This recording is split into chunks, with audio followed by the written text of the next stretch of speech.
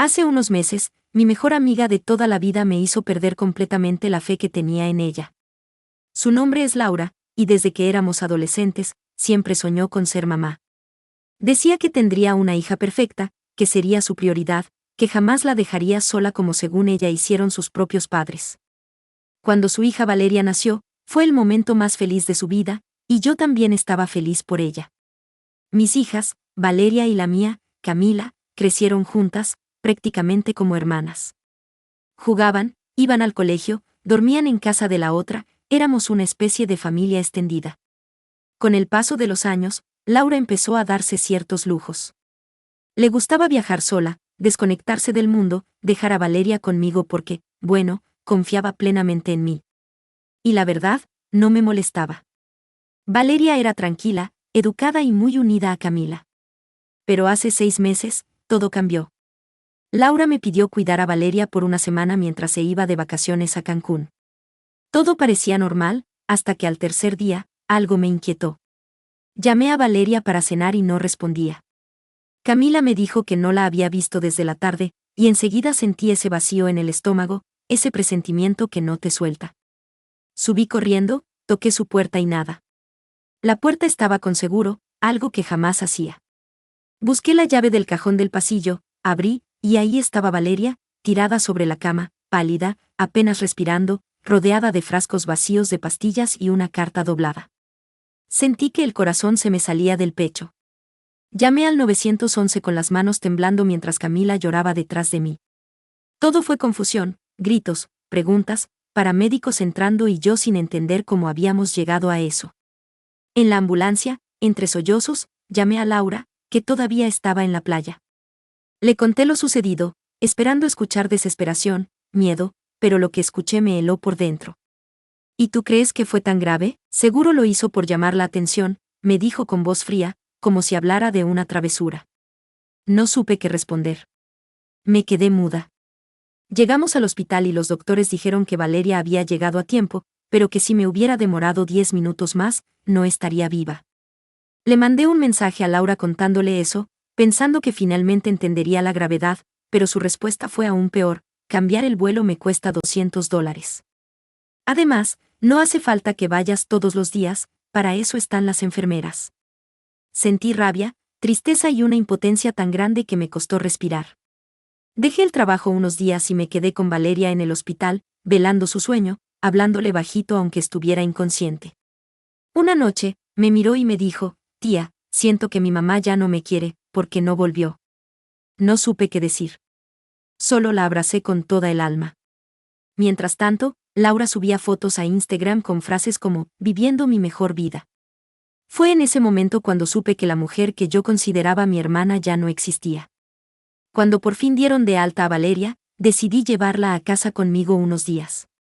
Le preparé una habitación bonita, segura, con luces suaves. Laura regresó al día siguiente, bronceada, sonriente, como si nada. Entró a mi casa, saludó a Valeria con un abrazo incómodo y enseguida preguntó por su maleta. Cuando intenté explicarle el plan de recuperación que los doctores recomendaron, su cara cambió. Se puso tensa, cruzó los brazos y me gritó: «¿Estás criando a mi hija a mis espaldas? ¿Te crees su madre o qué?». Valeria escuchó todo desde el pasillo, llorando, pero a Laura no le importó.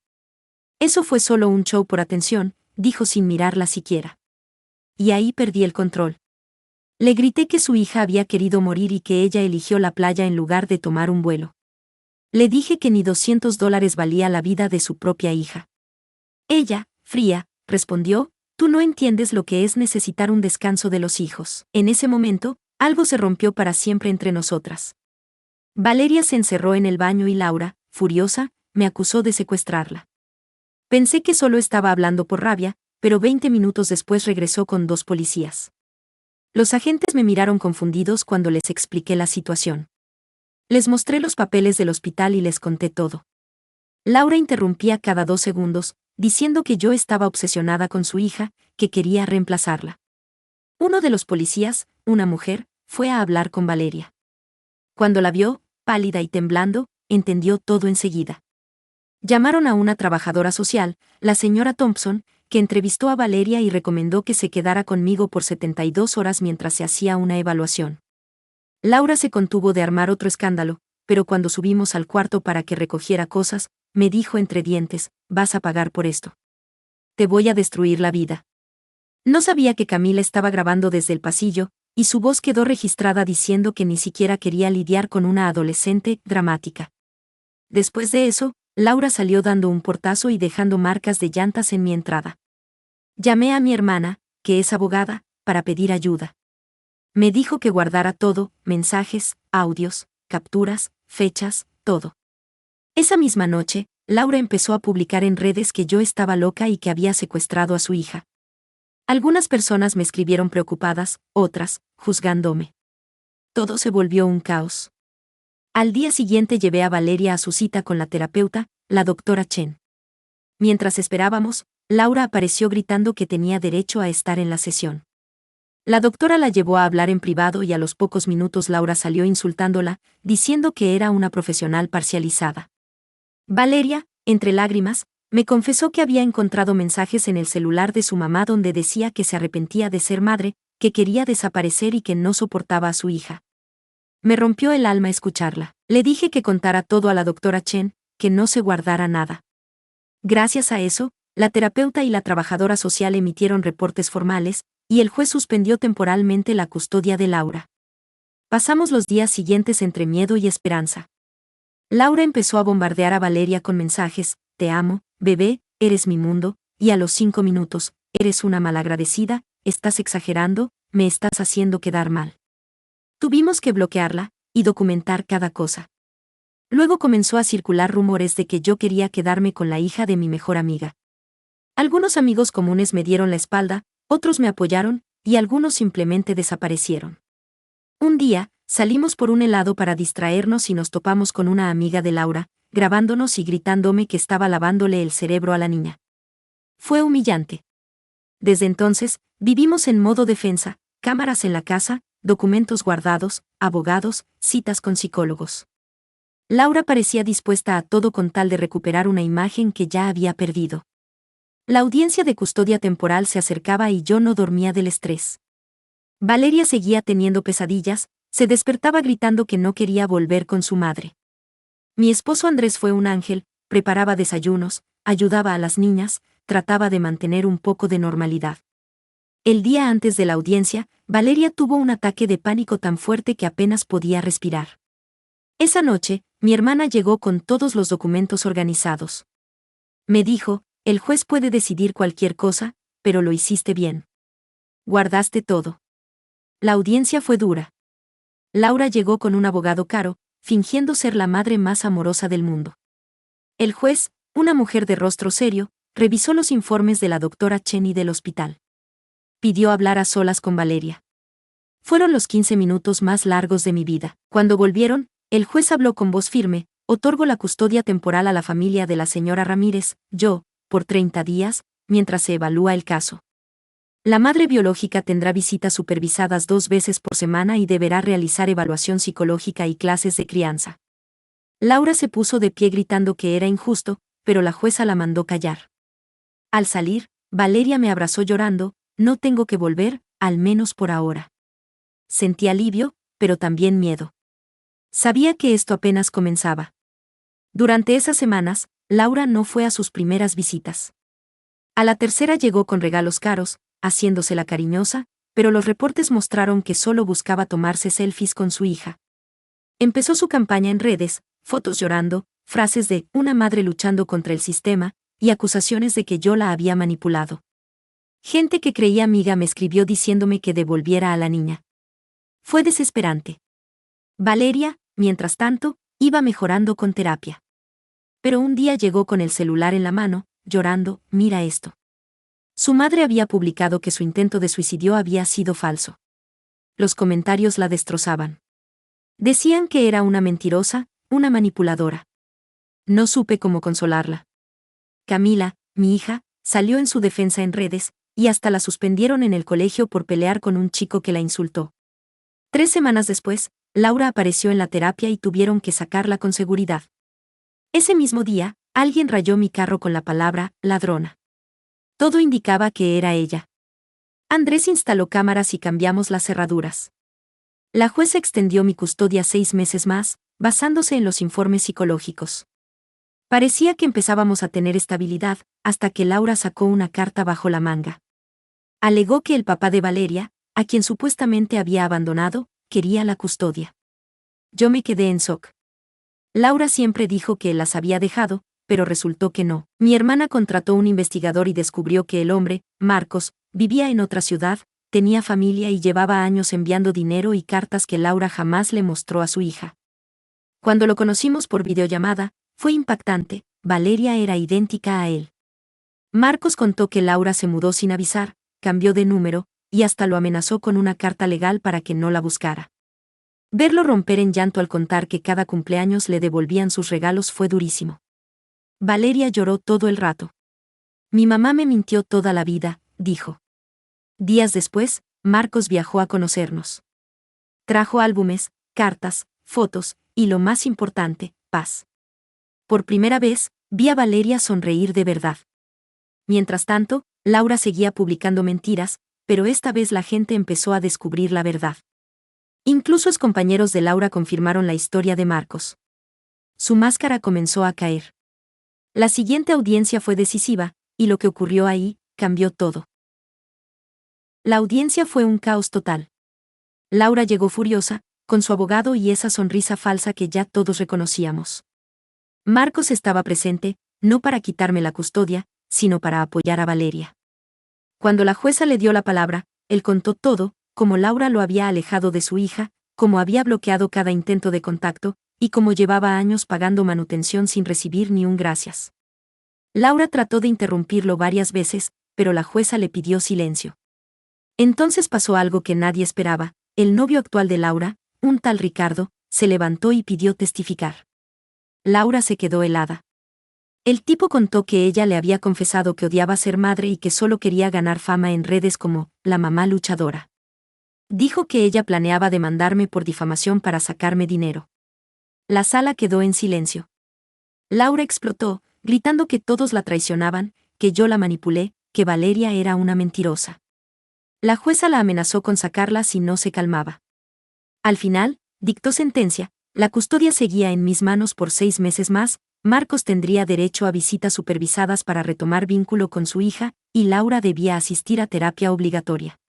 Valeria me abrazó tan fuerte que sentí que todo el peso del mundo se me quitaba de encima. Pero lo peor aún no había pasado. En los meses siguientes, Laura empezó a perder apoyo. Sus amigas dejaron de creerle, sus publicaciones ya no recibían likes y la gente se daba cuenta de quién era realmente. Pero su obsesión creció. Empezó a crear cuentas falsas para acosar a Valeria, mandándole mensajes crueles: eres una vergüenza, todos saben que fingiste, si tu mamá no te quiere, por algo será. La pobre niña se derrumbaba cada vez que veía uno de esos textos. Fui a la policía, pero al principio no pudieron hacer mucho. Hasta que rastrearon los mensajes a un celular comprado cerca del apartamento de Laura. Había cámaras en la tienda, y sí, era ella. Con eso bastó para que la arrestaran por acoso y violación de la orden judicial. Salió bajo fianza al día siguiente, pero perdió cualquier credibilidad. La jueza suspendió sus visitas supervisadas y le impuso tratamiento psicológico obligatorio. Los meses siguientes fueron más tranquilos. Valeria empezó a sanar. Tenía terapia constante, iba bien en el colegio, y comenzó a pasar fines de semana con Marcos y su nueva familia. Descubrió que tenía 2 hermanitos pequeños y una madrastra, Karen, que la trataba con un cariño enorme. Verla sonreír otra vez, reír a carcajadas con Camila, me devolvía la fe. En su cumpleaños 16 hicimos una cena sencilla en casa. Vinieron Marcos, su esposa y mis suegros. Esa noche me di cuenta de que la familia no siempre es la de sangre, sino la que elige quedarse cuando todo se derrumba. Pero Laura seguía rondando. A veces mandaba cartas, de disculpa, que eran en realidad manipulaciones. Otras veces publicaba indirectas en redes, insinuando que la estábamos alejando. La ignorábamos, pero una tarde llegó un paquete a la casa, una caja con fotos viejas de Valeria, juguetes rotos y una carta que decía: nunca podrás reemplazarme. La tiré sin que Valeria la viera. Pensé que lo peor ya había pasado, pero Laura no conocía límites. Semanas después, la escuela me llamó, Valeria había recibido mensajes amenazantes y alguien había creado un perfil falso diciendo que su intento de suicidio fue una farsa. La policía confirmó que de nuevo era Laura. Esta vez se enfrentó cargos formales por acoso digital y violación de orden judicial. Su abogado renunció y el juez amplió la orden de restricción a 5 años. Por fin, silencio. Por un tiempo todo fue paz. Valeria terminó el año escolar con excelentes notas. Empezó a interesarse por la fotografía, quizá como forma de procesar lo vivido. Marcos le regaló una cámara profesional y comenzaron a hacer pequeñas escapadas los fines de semana para tomar fotos de paisajes. Era hermoso verlos construir ese lazo perdido. Camila, por su parte, seguía siendo su mayor apoyo. Eran inseparables. A veces me daban ternura, otras miedo, porque sabía que Camila también cargaba con el dolor de ver lo que su amiga había sufrido. Laura desapareció un tiempo, hasta que reapareció en redes con una nueva estrategia, se hacía pasar por víctima del sistema, diciendo que la habían separado de su hija injustamente y que sufría de depresión por mi culpa. Pero ya nadie le creía. Pese a eso, un grupo de mamás empezó a apoyarla y creó una página donde compartían su versión de la historia. Publicó fotos de Valeria sin permiso, incluso de cuando estuvo hospitalizada. Fue asqueroso. Llamé a mi hermana y demandamos por uso indebido de imágenes. Pero curiosamente, una de esas mamás se puso en contacto conmigo. Se llamaba Diana. Me dijo que había investigado y descubrió que Laura mentía. Incluso publicó las pruebas en la misma página, mostrando los documentos judiciales. En cuestión de horas, todo el grupo se desmoronó. Laura borró todo y se quedó sin aliados. Pensé que ahí se acabaría todo, pero no un día. La doctora Chen me llamó alarmada. Laura le había escrito un correo larguísimo acusándola de manipular los informes psicológicos y de estar de mi lado. Todo era tan absurdo que la doctora lo reportó al tribunal. Fue la gota que faltaba para demostrar que Laura seguía siendo un peligro. Las semanas pasaron y poco a poco la vida recuperó algo de calma. Marcos empezó a ayudarme más con las niñas, su esposa nos llevaba comida, y sentí que, por fin, no estaba sola. Pero entonces vino otra revisión judicial. Si Laura demostraba avances en su tratamiento, podía recuperar visitas. Antes de la audiencia, Valeria recibió nuevos mensajes anónimos, igual de crueles. La policía rastreó los números, otra vez a un teléfono comprado cerca del apartamento de Laura. La jueza mantuvo las restricciones y ordenó una evaluación psicológica completa. El resultado fue demoledor: rasgos narcisistas severos, manipulación emocional y falta de empatía. En pocas palabras, no apta para la custodia. Laura, furiosa, despidió a su abogado y empezó a enviarnos correos directos pidiendo una última oportunidad. Yo no respondí. La corte designó una defensora de menores independiente para evaluar todo. Esa mujer, la doctora Lina, entrevistó a todos, incluso a los profesores y amigos de Valeria. Su informe fue contundente: Valeria estaba estable, feliz, con avances significativos y debía permanecer conmigo, manteniendo contacto limitado con su padre y visitas terapéuticas con su madre solo bajo supervisión. Pero lo más impactante fue otro hallazgo: descubrieron que Laura había abierto una cuenta en línea pidiendo donaciones para los gastos médicos y legales de su hija. Había recaudado miles de dólares que gastó en viajes y ropa. La jueza ordenó congelar sus cuentas y reembolsar todo. Desde ahí, Laura perdió toda credibilidad. El tiempo pasó. Valeria cumplió 17 años rodeada de gente que la amaba de verdad.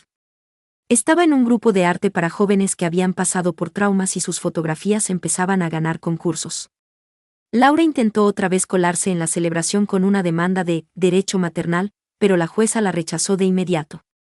Parecía una historia sin final, hasta que un día, meses después, Laura fue acusada de acoso y falsificación de documentos tras inventar una supuesta orden judicial para ver a Valeria. Esa fue la última vez que la vimos. El juez le impuso tratamiento psiquiátrico obligatorio y 5 años de restricción total.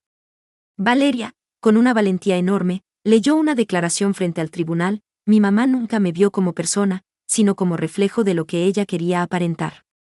Pero yo ya no soy parte de su historia, tengo la mía. Todos en la sala lloramos.